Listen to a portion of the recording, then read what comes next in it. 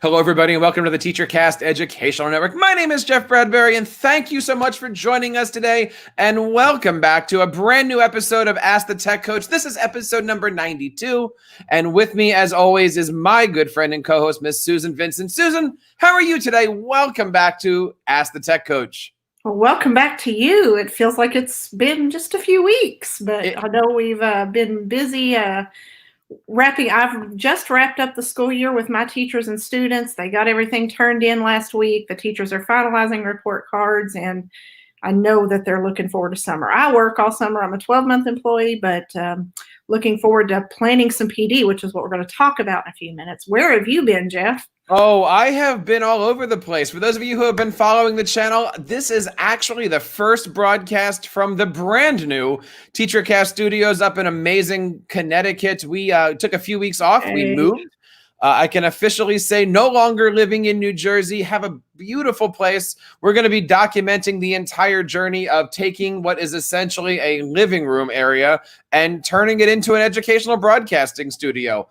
Created a little desk right now, but we've got a new system coming in, got a lot of microphones, cameras, lights. We are going to be having a great time and really building our EDU brand, Susan and I, over the next couple weeks. We hope that you guys, of course, stick with us. We are going to be broadcasting live on YouTube. We're broadcasting on Facebook, LinkedIn, all over those places. And of course, you can check out teachercast.net anywhere that you go. And of course, this very podcast, Ask the Tech Coach, is live every single week. And we drop our podcast on Monday morning. Thank you guys so much for making TeacherCast your home for professional development. And Susan, that's all that we're going to be talking about today is professional development. As we're getting here, exactly. I mean, as we're getting towards the end of the school year, I know my district's looking around saying, okay, we've just been through a lot. I mean, look, we're still in a lot. We're still there. But as we go into next year, we don't know what's going on. We're going to start off in class, I assume, and who knows? But we've got this amazing opportunity, not only as school districts, but tech coaches. But I'm even going to throw in as content creators, Susan. And today we're going to focus on three major things that we should be focusing on as teachers, coaches, school district, content creators about professional development. But I got to ask you, from your point of view, from your desk, how are you doing? What are you thinking about the world of PD? I'm sure that you just got done doing a few weeks of training to get people up to doing the whole virtual distance learning thing. But as we're turning that corner and looking ahead, where are you? What are your thoughts? Oh, yes. We just did a lot of training, building an airplane as we flew it here for the last several weeks. And now it's time to reflect on, even as a tech coach myself, of what did I learn from these last several weeks? And even while we were still in the classroom face-to-face, what had I already collected and reflected upon, and how am I going to use that to train my teachers to start out the new year, whatever that's going to look like. And when we say whatever that's going to look like, we really do mean whatever that's going to look like, right? I mean, I'm preparing for being back in the class with 30 kids. I'm preparing for being back in the class and instead of teaching 12 sections, teaching 24 sections to smaller groups of kids. Yes. I know my district is, my building is looking to go like into like hour blocks with our related arts teachers being like 40, 45 minutes or so. Mm-hmm. I'm not surprised if we find out that we're, doing an A day, B day schedule, but like an A day 1 and an A day 2 schedule. I'm preparing for so many different things, right? Yes, very much. And as tech coaches, it's important that we, again, reflect upon all of those scenarios that may be possible and have our bags packed and ready to dump them out, per se, on these teachers of what they need to know for whatever scenario happens to be happening that day. Now, of course, if you're a tech coach or if you're out there and you're going to be a tech coach this year, we would love to hear from you guys. You can check us out on Twitter at @AskTheTechCoach. Leave us a voice message at teachercast.net/voicemail. And if you're happening to be listening to this show live, you can, of course, write in any of the comments. We would love to hear from you guys and certainly talk about as we go through here. So today, Susan, we're going to look at the three things that we feel that school districts should be focusing on. And I think the biggest thing is starting with the basics. There's still so many teachers out there that even after 11, 12, 14 weeks of being distance, there's still teachers. Even last week, I did a training on what is Google Meet. After 11 weeks, it's still important for school districts to make sure that we have all of our bases covered. Oh, definitely. So many basic, and obviously don't forget about those new teachers, but what, we got to think about what's already in place that the new teachers don't know, and maybe even new teachers that were there last year that they may not fully have been aware of. And then what's in place in our schools that we may forget to clarify with some of those veteran teachers who have been there, just something simple as posting an assignment on a Google Classroom or a Canvas course and organizing that course. That's been a big thing with us and something we've reflected on through this distance learning phase is organization of courses. As tech coaches, we know all this and we think that's pretty basic, but it's maybe not so basic to some people. They just think, oh, I'm going to post that assignment and my students are going to find it. And we found that that's not always been the case. So it's so important to organize those courses, whether it be on Canvas, Google Classroom, Schoology, whatever.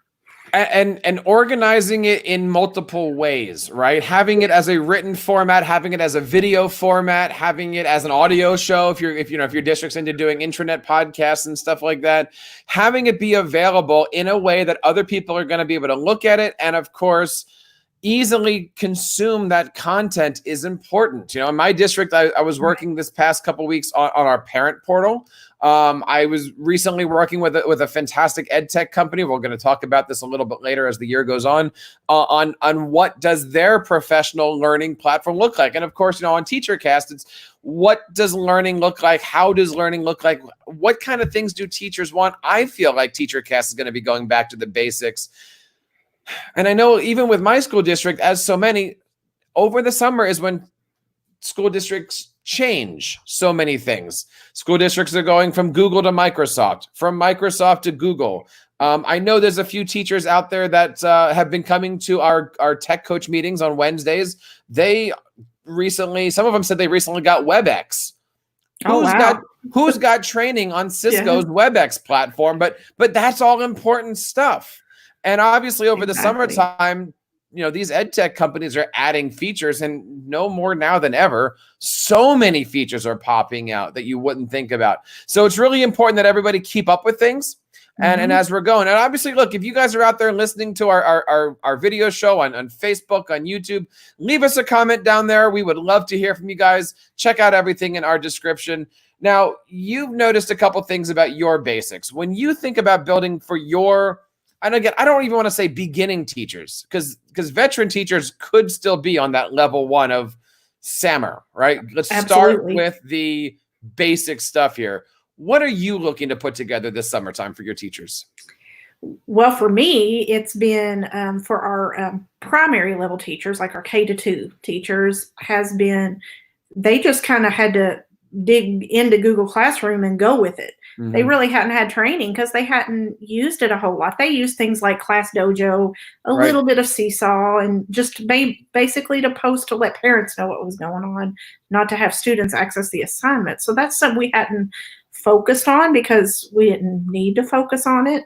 So that's going to be a huge push for me to get some Google Classroom training modules ready for them if we do have to go distance learning again, and just even things for letting parents and families know, okay, how do I get access to this Chromebook? How do I get my student logged in? If for some reason, God forbid, that we have to start the year off with distance learning, those things are going to have to be covered. So those are some things that I'm looking at. What about you with your middle school level teachers? Well, I've been recently doing a lot of trainings at my school for the elementary teachers. We did 2 sessions of Google Meet for elementary. We did 2 sessions of Google Classroom for elementary.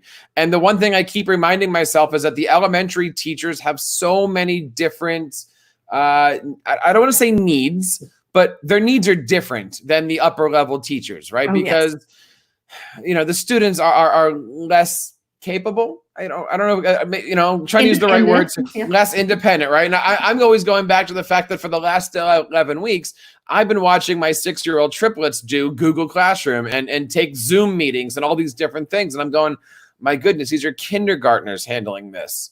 and they're doing the best that they can. And you're realizing that you're a first, second kindergarten grade teacher working with these young minds, trying to teach them how to do all these things. So the lessons are just different. I don't know. What tips do you have for anybody in that position? Just again, reflection. And as a coach, being, what's the word I'm looking for? Awesome. Being awesome. Yes. Obviously being awesome. That's important. But being adept and tuned in to what your teachers are doing, especially during distance learning, check in with them, know what they're doing, know what they need. And getting that reflection to be able to plan the next year. That's how I've really gotten the perspective that I have on what I need to focus on getting together this summer and starting the year off with come August. So, Susan, the first thing that we're thinking about is making sure that we're starting from the basics so that way we hit every person in the district. What's the second thing that districts should be focusing on? Well, we need to always remember our advanced users. We don't want to leave them in the dust of totally focusing everything on the basics. We need to challenge our advanced users and not let them just sit there and be, stalled and doing the same thing all the time. Let's move up that SAMR model. Let's move up to the M and the R with these advanced users and show them how that they can modify and refine, those lessons. And, that's important for two things. Number one, it's important to make sure that they're getting the more advanced training, right? Because they don't want to be sitting in beginning stuff. But also it's important to let them know that everybody is learning these things. And, how do you guys help us as the tech coaches out? We can't be everywhere. But if they're a fourth grade teacher and they are more advanced, how do they create lessons for all the fourth grade teachers? If you can't make a meeting, you're not invited to a meeting, you're not aware of a meeting, anything like that, having these different things available for our more advanced teachers, or as we sometimes call them, like our tech generals, really important that we keep everybody in scope as we go through things. Yeah, it's always been a huge belief of mine that you learn something better and you become better at it if you teach it. So bringing those advanced technology integrators in under your wing and make them feel like they're a part of things and, involving them in the trainings that you're doing. Like you said, we can't do it all.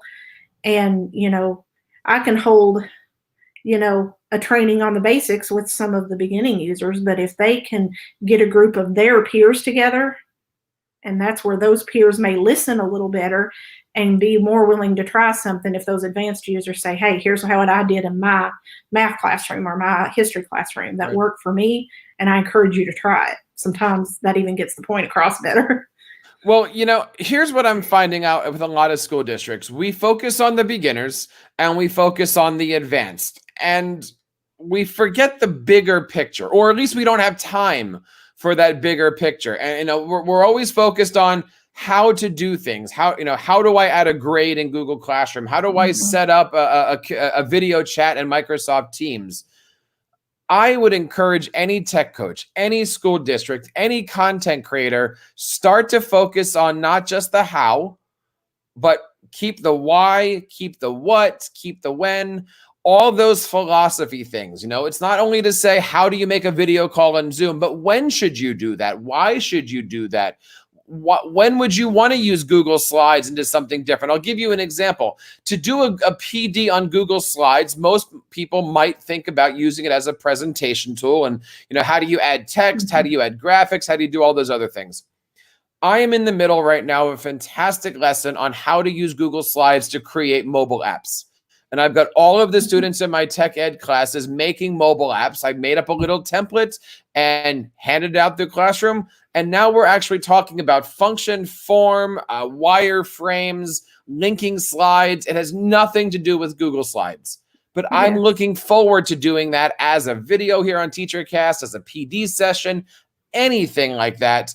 I'm looking forward to getting into those deep dives. And that could be something for beginners and that could be something for advanced. Absolutely. But it's more than just the, this is what the tool is. Yeah, it's always so neat. One of my favorite things when I go to a conference, those sessions that are titled stuff like the things that you didn't know Google Slides could do, or, just those things that are kind of more out of the ordinary than the basic. Even as tech coaches, we should be working on going up the ladder of the SAMR model ourselves when we're presenting things, and not just keeping at that substitution and augmentation level for us. Right. We need to talking about those advanced users and the people in the middle. We need to reflect on that ourselves. But it's hard. And I'm glad that you just mentioned the word reflect, because, when we first started this whole distance thing, I had to go back. I don't personally look at SAMR as a step ladder. I do believe it's scaled, right? Like the S, Oh, the yes. A, the A is, but it's not a race. It's not a game. It's not all those. But No. we all had to sit back and say, all right, now I'm doing this at home. What is the substitution for me doing an amazing lesson or a basic lesson or anything like that? We are starting over at that S line and going, okay, what is the substitution for me doing this at home on a Chromebook? Yeah, exactly. Because we were all definitely at the S when we had to go distance learning anyway. I exactly agree with you on all those things. It's amazing to see what's happened. We would love to keep in touch with you. Now that we're back up here in our studio, we are going to be as consistent as possible every single Monday. We're going to be offering our Ask the Tech Coach podcast. We would love to have you guys be on the show. Eventually, we're going to be having a consistent time. That way we do the Tech Coach Live, streaming.